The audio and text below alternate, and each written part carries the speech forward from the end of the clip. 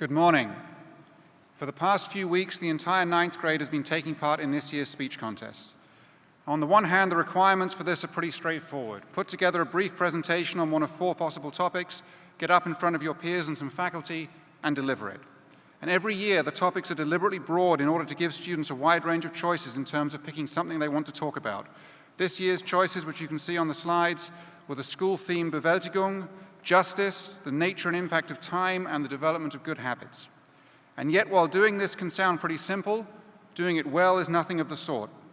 To deliver a speech effectively, you need to be able to hold your audience's attention, make your message relevant, persuade them of your case, and come off as natural, all in just a few minutes. As such, while having to complete this assignment will have been greeted by the members of the freshman class with varying degrees of enthusiasm, the reasoning behind it is also quite simple. No matter what path your life takes after you leave MBA, at some point you are going to need to stand up in front of a group of people and convince them that what you have to say is worth listening to. And if you want to see a vivid illustration of just how consequential being able to do this well can be, I would encourage you to pay attention to how crucial a role that is playing in shaping global opinion about the current war in Ukraine. In particular, Ukrainian President Zelensky has relied heavily on brief, self-recorded, straight-to-camera speeches blasted out via social media to try and rally international public opinion to his nation's side, and with considerable effectiveness. And if you think he was just preparing all his life for this, I would remind you that prior to becoming president, his career highlights were winning the Ukrainian version of Dancing with the Stars, providing the voice in the movie of Paddington Bear, and playing a fictional character of the president of Ukraine on a sitcom. So I don't know that this was what he expected his life to become. Closer to home, as the weekly audience at MBA assemblies, you all already know how difficult giving a compelling presentation can be. Each week there are speakers who stand at this podium attempting to do this, and you all instinctively know which have succeeded and which have not. It should therefore not be news to you that this skill can be as much of a challenge for a 40-year-old as for a 14-year-old. And as such, everyone who took part in the contest should feel proud of themselves for having completed it, and this morning we're going to hear from the 3 gentlemen who scored the highest at the semifinals last Friday. Our 3 finalists, in the order they will be speaking, are Elias Franks, Kavneer Majhail, and Sayan Dalai. There will be a brief pause between the speeches as we tally the judges' votes, and our distinguished judges for today's finals are Mr. Clark, Ms. O'Neill, and Dr. Fuller. So thank you to all of them for helping out this morning, and many thanks in particular to Mr. Yorko for making the whole contest run smoothly. All 3 of the speakers you are about to hear from have done exceptionally well to be here this morning, so please listen to them attentively, welcome them to the stage, and show your appreciation for each of them once they are done. The first speaker is Elias Franks. Please welcome him as he comes up here to get these finals underway.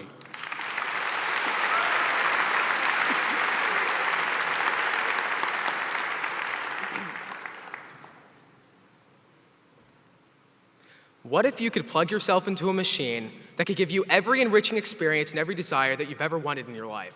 You could become a famous guitar player, an astounding musician, a prolific writer, the best NFL player that's ever existed.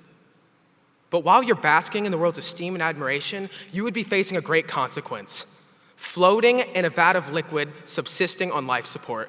Tick, tick, tick, the hours drain by, but you're living the life you've always wanted to live. Would you do it? Robert Nozick was the man who proposed this idea. He called it the experience machine, and he asked himself, what is the most valuable facet that life has to offer to us? He argued pleasure.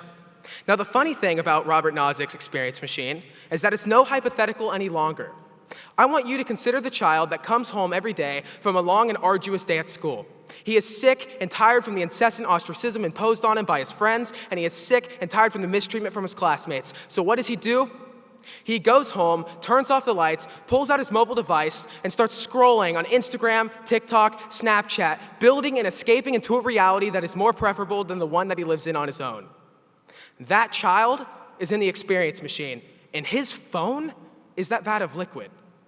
Now, consider the media industry and technology companies that vampirically suck away our time day in and day out. Those companies care more about our time than we do, because to them, time is money. Let's look at how bad they really do suck away our time. Let's look at the facts in our age group. The average teenager spends 3 hours and 17 minutes on their phone per day. Additionally, every person in this room picks up their phone 58 times per day. Both of those statistics provided by Apple itself. Now, what's the consequences of picking up your phone so much? One is your productivity is affected. For every time you pick up your phone, you face a 40% deficit in your productivity over the next 20 minutes. 40%! Imagine how much more productive you'd be without that pesky phone. Not only is productivity affected, but so is activity. Let's look at the most active portion of the population, children. 1 in 5 kids don't go outside on a typical day. 3 in 4 parents say that their child refuses to play games that doesn't involve technology. There's a dependency, there's a need for it, and overarchingly, technology manipulates what we do with our time and how we spend it. So productivity and activity are affected. What else? Sleep. 6 out of 10 kids are sleep deprived. Specifically, 57% of kids aged less than 8 years old are sleep deprived, and it increases 11% over 3 years, with 68% of kids aged 8 to 11 being sleep deprived. Now, why does it increase? Because the average age the first person gets their smartphone is age 10.3. This means there's a direct causal relationship between the use of technology and how sleep deprived you are in a given day. But friends, we're not doomed. Despite all of these effects of time mismanagement, there are still ways we can impose solutions to help us out. 1, we can change our phones to a monochrome color. Doing this helps ease the temptation of clicking on those beautiful TikTok and Instagram logos because they would be black and white. Not only that, we can refuse to look at our phone during the first hour and last hour of every day, because that is statistically when we waste the most time. But what's so bad about wasting time? Is it really bad? If you thought of every second as a dollar, would you be more inclined to spend your time more wisely? Take this. You have 86,400 seconds in a given day. Now translate that to money. $86,400. Regardless how you spend it, regardless how you save it, no more, no less, every morning, $86,400. Now, if someone took away $10 from you, what would you do? Would you sulk? Would you get depressed and throw it away? Of course not. You would spend the remaining $86,390 to the best of your ability to optimize your quality of life, your rates of success, and your day. But what if you didn't do that? What if you threw your money away when it got hard? What if you were like that kid from the beginning in the thought experiment? Imagine that kid on his deathbed looking back at his life. Would he think about the hedonic delights and the simple, cheap plastic pleasures that technology and his phone provides him? Of course not. He would think, man, I should have talked to my mom more when I got home from school. Man, I should have talked to that special someone who I cared so much about. Man, I really should have deepened and strengthened my relationships with my friends and classmates and sought to make more friends. That child looks back at his life with regret. Now, I have a question for you at the end of your life. Are you going to fear that? Are you going to channel your fear of becoming like that child into a love for time? I want you to admire every second, to adorn every minute, to understand the importance of every hour and every unit of time, because every unit of time is a gift to us, and we have to use it wisely. Now, at the end of your life, when it's your time to be that kid, and you are lying on your deathbed, I want you to ask yourself a question. Was I happy? Was I proud with what I managed to buy? Or was I ashamed with what I failed to purchase? The choice is yours. Thank you.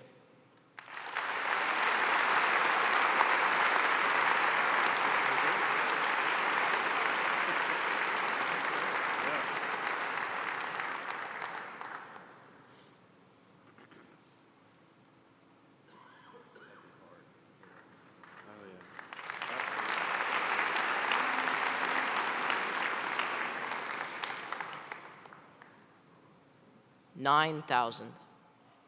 9,000 children subject to lead poisoning because of the color of their skin.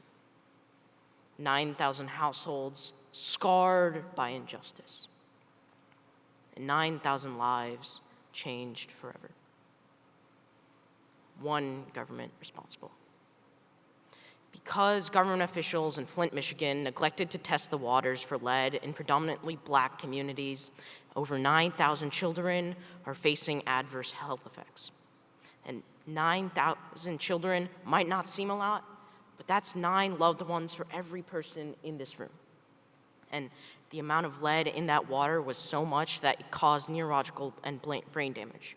There was 15 parts per billion of lead for every 1 billion molecules. And in comparison, Brentwood only has 0.001 parts per billion of lead in its water. And Flint is just another example of how Mother Nature and race aren't so far away from each other, and how racial problems and environmental problems need to be taken hand in hand. To examine this problem, we'll first try and understand how these problems are inextricably interlinked. Then we'll find out how current environmental policy is racist against these communities. And finally, we'll try and fathom a starting point to stopping these injustices. First, the consequences of environmental problems disproportionately affect poor, disenfranchised communities of color. Let's take climate change, for example. Climate change is accelerating now and ramping up. But the underwritten problem to this is that it disproportionately affects Black and Latina people. In 40 years from now, Black and Latina people will be 59% more likely to die from extreme temperature-related deaths from climate change. 59% more likely to die because of the color of their skin. Taking environmental contamination, right now, Black and Latina people breathe in 40% more polluted air compared to their white counterparts. This is because of systemic racism that's ingrained into our society and how our society works. And because corporations choose to abuse communities who don't have the political voice to oppose them. Now, you must be thinking, Kavneer, the government has to be doing something about this. Anything. What is Biden doing in office? Well, the government does the exact opposite. The environmental policy that the government implements is racist against these citizens.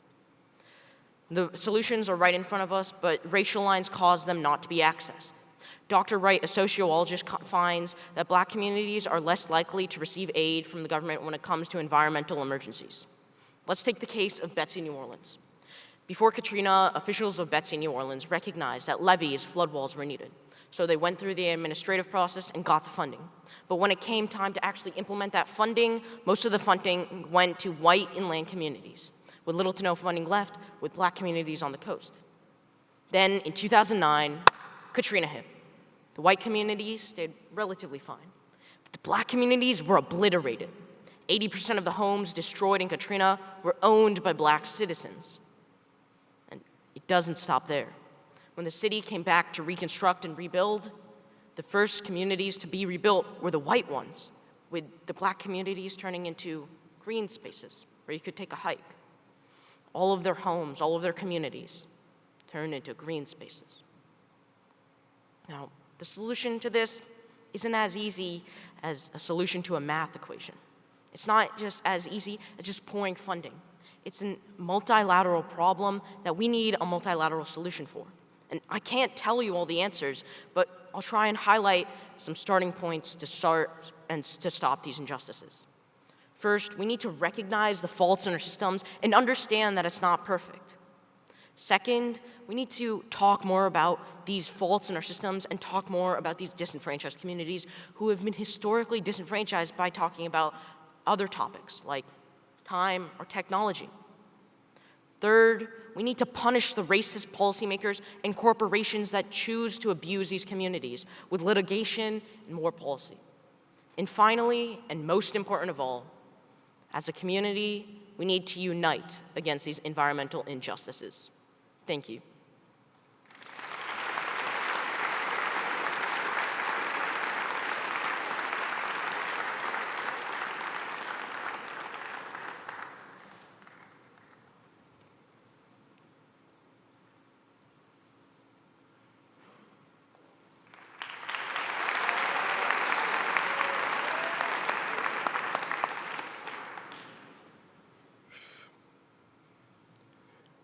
You've got to always go back in time if you want to move forward.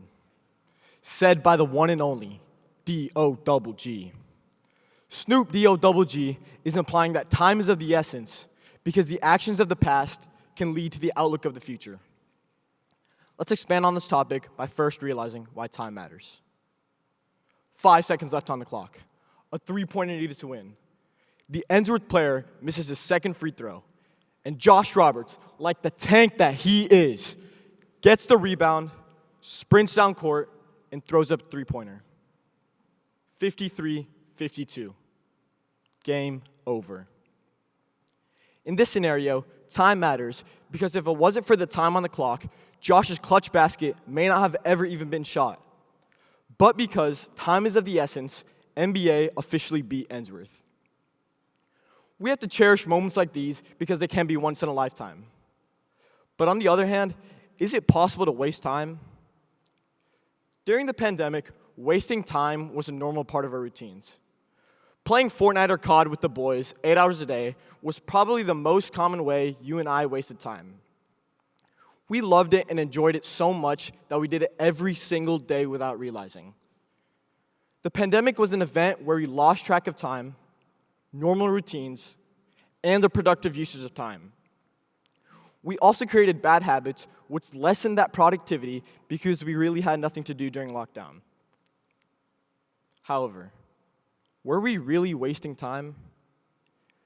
In reality, wasting time can be valuable because there are skills that you could learn without realizing. Playing Fortnite or COD 8 hours a day could lead to you having fun and also gaining more knowledge about the friends that you play with. Gaming also helps with communication and the attention to detail because it encourages teamwork. I saw this myself whenever I started playing a new game, and it translated onto the soccer field, and I was able to communicate with my teammates better. In addition, scrolling on your phone in places such as TikTok and Instagram can lead to you educating yourself on events that are going on in the world. Although other people may see this as wasting time, the upside is that you're educating yourself, meaning time is never really wasted. So with these examples, how can we better understand that time is of the essence? Just as Big Snoop said, in order to understand the significance of time, we must look back in the past and reflect. We can't make up for lost time, whether it was during the pandemic or not. We can only use time wisely moving forward. What are the skills that we learned that shaped our passions? What are the values that we prioritized in order to shape friendships, relationships, and ourselves? Which leads to the second solution of working better in the future. What are habits that we had in the past that we could change into a more productive way? I could have started off by working on the speech over the weekend rather than saving it the night before. Even more, we could use these skills and values and work them to a better future. For example, if lateness is a problem that you have, adding 20 minutes to your routine could help you build a more timely future. By adding these small changes to your lifestyle, you could value your own time and respect the time of others. And just as J. Cole said, they say time is money, but really it's not. If we ever go broke, girl, time is all we got.